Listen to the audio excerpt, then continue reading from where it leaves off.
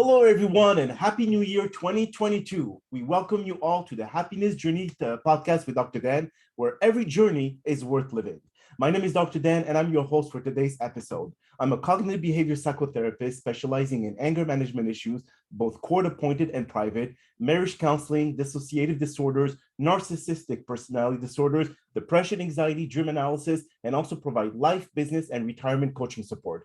I provide individual and one-on-one session and also group settings. If you have any assistance, reach out to DMV therapy and coaching services at 301-325-1550, and our website is lifecoach.drdanzallag.com. Today, I'm very excited to have our first of the new year podcast, season 3, episode number 5, a very special guest, Ell Graniel. Just like every of my past episodes, I will leave it up to the guests to properly introduce themselves, as no one can do a better job. Ell, the floor is yours. Thank you so much. And so happy to be here because I'm a firm believer that happy equals healthy. And I love the opportunity to share with people how much happiness values and means to their life. And so thank you for creating this platform for everybody, for starters. I created my own business. I founded TrueSpeak. And my motto is, say what you want, the truth is in you. And the reason why this came about was because originally my life was full of poverty, growing up in a trailer park and a lot of different types of abuse. And I broke the cycle, and I got introduced in the 80s to self-help, all the masters there, and put all of that stuff into play over the last, now 35 plus years. And so since then, I've authored 3 best-selling books. The most recent is The Team Whisperer. It's how to manage a cross-generation race and gender team, because I feel my area of expertise is communication based in neurolinguistic programming. And it's just every day I wake up and I'm so grateful for the opportunity to share my gifts and talents with the world. So I've been at this a really long time. I'm also a 35-year plus fitness professional. And it's my dream that people understand that you don't have to be stuck, that you can, I call myself a limiting belief abolitionist, that those limiting beliefs can be abolished and that you can get what you want just by asking. So you have the power. And it's time for you to claim that and step into a greater brightness, not only for you, but for the message you're bringing to the planet. Beautiful. Now, I know that you're here because you want to talk about specifically the imposter syndrome, which is most entrepreneurs that are on their way to great success. They feel that they're not really giving their genuine part of themselves. They always feel that they have how did I get myself into this situation? Why do people listen to me? What can I bring to the society or to the people that will make me feel less like I'm cheating them or I'm scamming them? So go a little bit more into details about how do people come up with this imposter syndrome? Is it mostly people who are successful or also the ones that are on their way to succeed? What is the differentiation between both? Okay, so great question and good place to start. When we grow and we develop physically, you can see as we age, right? So you become a baby, 1, 2, 3, and so on, and we develop physically, and we can handle things physically as we develop. And so generally people don't put things on us when they know that we're not physically capable of handling it. However, at a very young age, we also develop emotionally. And unfortunately, we get things put on us that we're not ready to handle.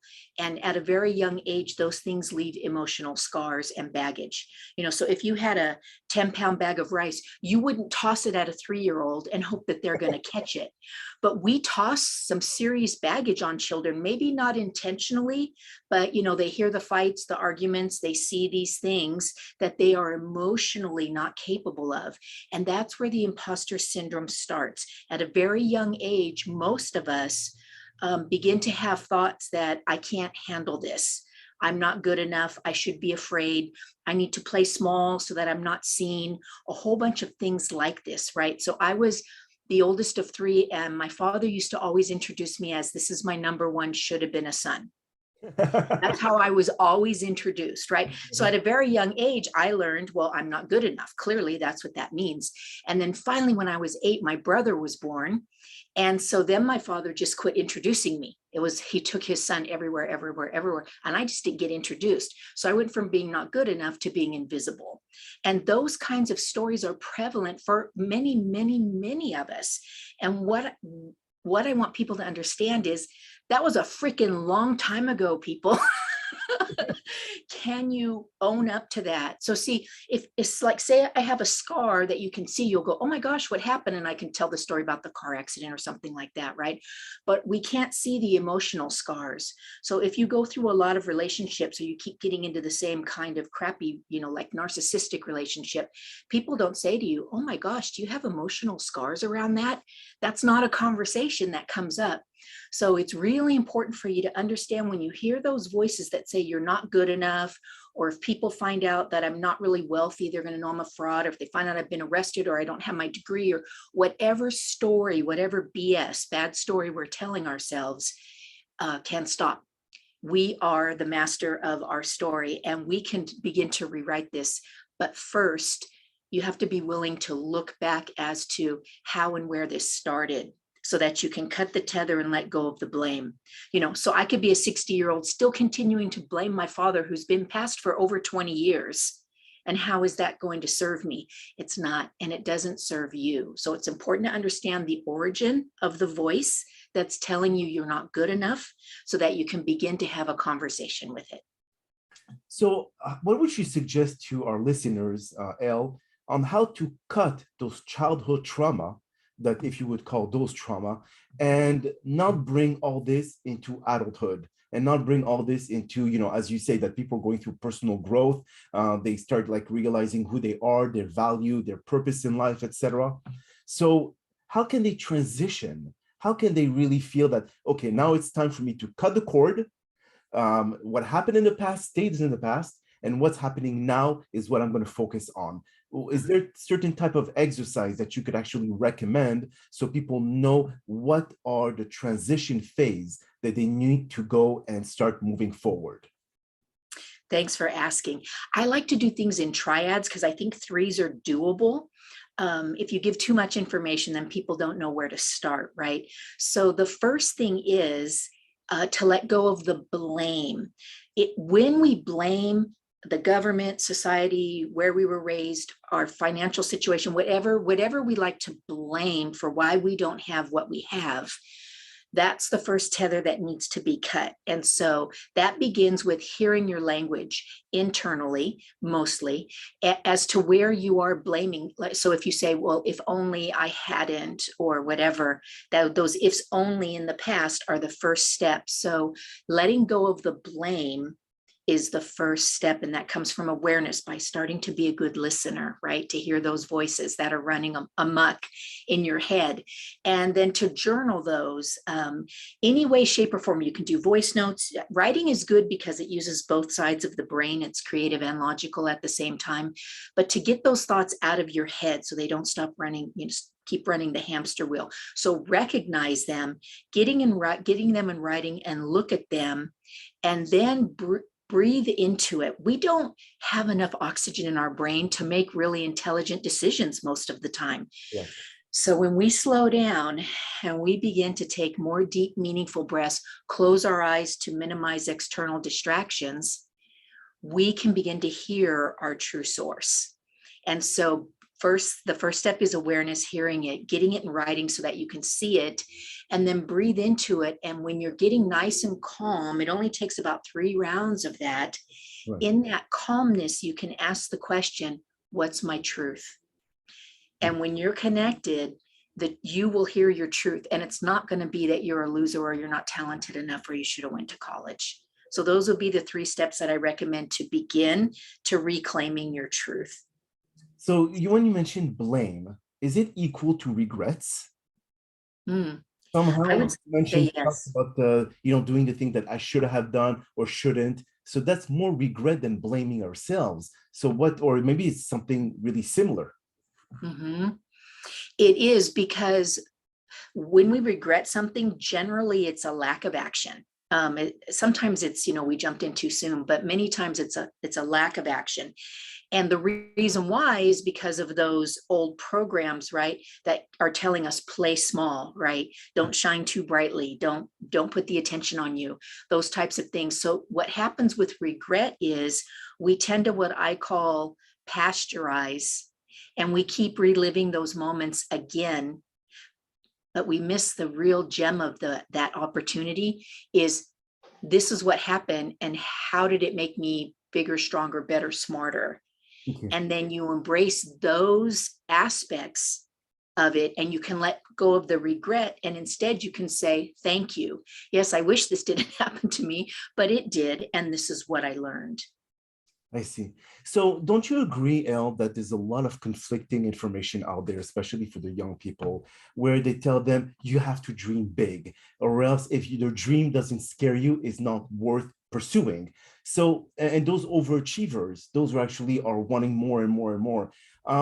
In one way, we tell them don't shine, don't do this, don't, or try to play small. But at the same time, they tell them that you have to think big, you have to act big, or fake it till you make it. This is a very common sentence. So all of this coming at once, isn't there people say, where do I stand? Where should I do? Where should I go? How should I act? What it should be my next mission, whatever it is. So how do they know what to filter as being good source of information or what to say, no, this is something conflicting to my own belief, so I should not go there? The reason why what you just said is crucial is because so many people try to do these hurdles and these things in their life alone. They don't think that other people have had these either traumas or obstacles, or they don't want to admit their failures or whatever. And this is not a good thing, stuffing these feelings and emotions instead of reaching out. So when you're getting conflicting information, what you want to do is to find a professional like yourself or me that you resonate with our message.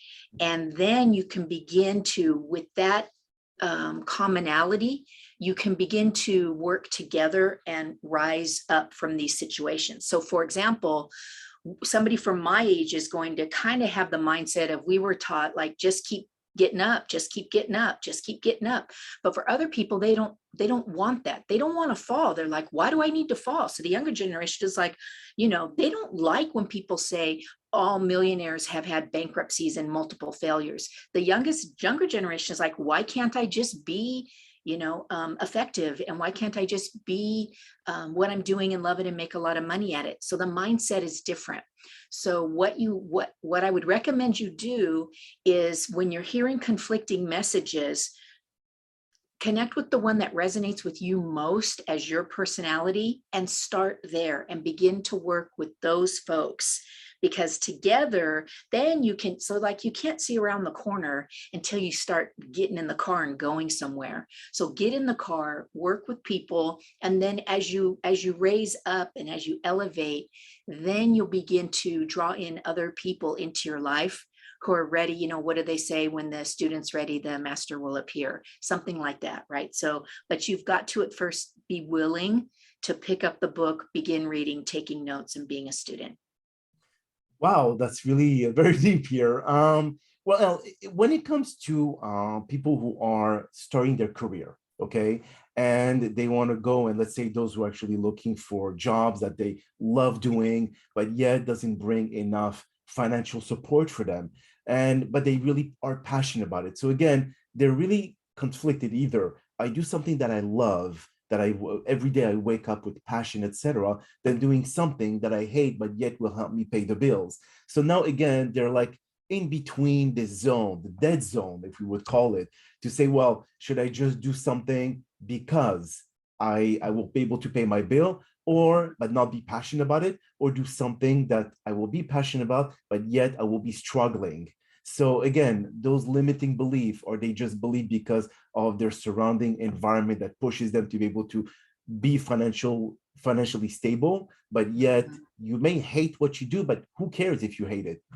As long as you could take care of yourself. But yet other part will say, no, I would prefer living on my own or living, even with low salary, but yet I love what I'm doing. And now with the great resignation, or they call it the great reevaluation, people are leaving their companies because they hate their job. 86%, L, is proven to hate their job, but they have to stay there because they have to pay the bills. Yeah, I know. And that's heartbreaking. Mhm. It's so heartbreaking because I call that purgatory, where like you can see heaven and you know it, you deserve to be there, but you're stuck and you're not sure of how to get there, right? And so what I would say, number one, is if you hate your job, but you feel like, sorry, you feel like right now there's nowhere for you to go, there's not another option, is begin to remember that like attracts like. So chances are you're continuing to vibrate this life with these people that also aren't aspiring to be, have, and do more. So if 86% or more of people hate their job, it's because they're going to work, and then on the breaks, they're going to the pity party about how much we all hate our job. Instead of working on, this would be my one step, because this is a big one, so I would only give one. Begin to focus on what people call your side hustle, something that you're really passionate about, and begin to dabble more in that. And then over time, you can look at your job as a way to fund what you love. So start thinking about why you're here, what matters most, right? So like say, for example, social workers don't make a whole lot of money, but you could be a consultant to social workers or the social worker industry and make a ton of money and still serve people in a way that resonates with you. But you can't even begin to think that way as long as you stay stuck in the quagmire of people who don't want to try harder, who don't want to elevate. And when you begin to elevate, they're going to pull you back down because they don't want to elevate. They just want to stay and complain because it's easy. Correct. And so that would be my first suggestion. Beautiful. Okay. Now, you were talking about likes attracts likes, which is the main law of attraction. So would you say to just be able to kind of like start first taking action into what you love doing, focus on the people who also have that same passion? Because if they have that same passion, they will continue encouraging you to be able to continue on that path. So all those naysayers or whatever it is, to just be comfortable to eliminate them from your life, to not, like you say, go into this pity party and continue just listening to negativity that will just continue drowning you. So when it comes to the laws of attraction and the word attraction, there's action. Of course, it's taking action behind your thoughts and belief. Now, when it comes to that side hustle, if you were mentioning this, there's a lot of different websites that offers that, like Fiverr.com. There's I think Freelancer and all the others, platform that could actually help you to be able to start a side hustle. But yet, it's a very lonely journey, because when you're on your own and when you start, setting up that venture, there's no one really that could help you, that could actually assist you, that could guide you. So for those who are alone in that journey, what do you recommend them to get, like beside a mentor or another advisor, whatever it is? But how can they encourage themselves or motivate themselves to pursue it? It's so important for us to remember that we are never alone. So if you feel that way, it's because you've become disconnected to your true source, your higher power, right? So there are some people who have just the wing of faith, and they're just like, God will provide, or whatever, right? They're just so much believing in faith, but they're missing the wing of action. Mm-hmm. And you need both to fly straight.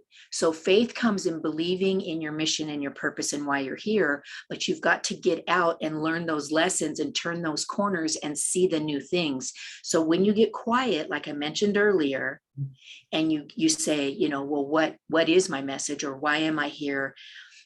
Then you ask yourself, okay, so that's what do I want? So ask yourself, what do I want? People are always what they don't want.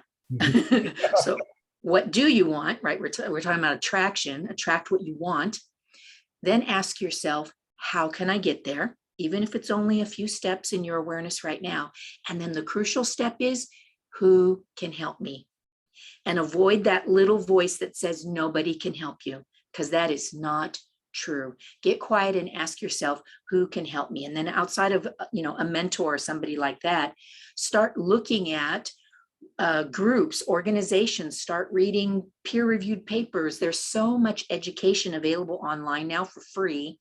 Begin to educate yourself by people who have successfully done what you're aspiring to, and find the ones that you like their message and then model them. Because here's the other thing, there's no such thing as competition. There is no competition. That's like a capitalist mindset way of thinking, that competition is good. Because I'm a coach, and there's millions of coaches out there that do what I do on the planet. But I'm always going to find the people who are meant to work with me, because I'm not meant to work with everybody on the planet. So there is no competition. Begin to settle into your truth and what you do. And those people, law of attraction, will begin to find you. And sometimes it seems miraculous, serendipitous, put whatever title you want on it, but it's because you've done the work. Well, that is true. And also, when you create your path to success, it is your path. No one is in it. So again, you're right about it not being any, or not having any competition, because your journey to life is different from the 7.3 billion people living in this planet. So people assume that there's always competition. But yes, there's a competition in the same career path, but not necessarily in what you offer. And again, you have to have that synergy with your clients, in which not everyone, that's why, I see like a lot of therapists where they will offer the exact same service as mine, but yet why do people cannot connect with them, but they could connect with me? Again, it's all about how you can understand what's going on in their lives and be able to be empathetic about it, and be able to really create a solution that they find it to work for them, in which sometimes we kind of forget what the other person is actually feeling. We just go clinically, we just go through books that we studied in our doctor degree, etc. But it's not really the real life situation. Everyone is going through a different path. And that's why I feel that what you said is right, it's spot on, because not every coach will work with every single client, and they're not created equal. Simple. And when we're talking about paths, a lot of times people will beat themselves up because they think they made a mistake, right? Or the regret or whatever, maybe a divorce or a lost job or something like that. And so sometimes we have to back up, and that feels a little ugly sometimes, to go negatively so that we can get on the proper path that somehow we missed, right? It forked and we were supposed to go right and we went left, or whatever. So sometimes when things aren't looking good, you're really just backing up, and you're taking stock again of everything that served you, so that you can move forward in a different direction. And it's like, I just helped a gal write a book who has 5 children under the age of 7. Oh. And it's a parenting book. And she has started with imposter syndrome. Nobody's, I don't have a degree. I'm not this, I'm not that. I just only finished high school.